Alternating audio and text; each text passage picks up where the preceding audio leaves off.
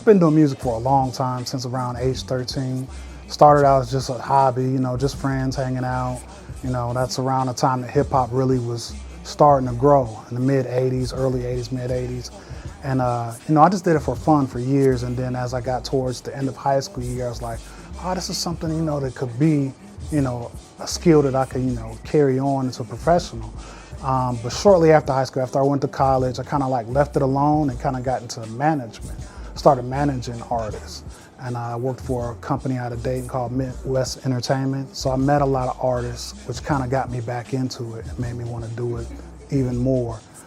So I hooked up with some producers from Detroit, Backdoor Productions, and started doing demos and putting out cassette tapes. And that's kind of like what kind of kicked it into full drive.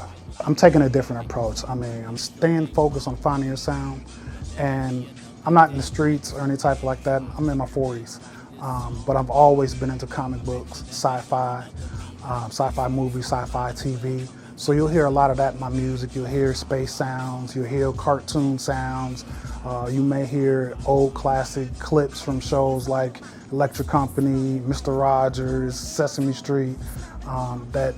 Those are things that when I first started getting into music as a kid, I still remember those songs on those shows and those sounds or just little bits and clips that they might have said. So I incorporate that into my songs along with, something that's modern.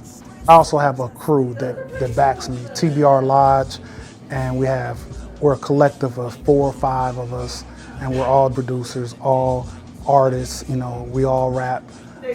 We all are authors also. And the age range is pretty vast between us. I'm the oldest, I'm 45, and the youngest is in the early 30s. So we have the most eclectic crowd is what I would say, because we also have a charity called the Gym City Get Down that we do 4 times a year. We love this city. We all really try our best to keep this city thriving.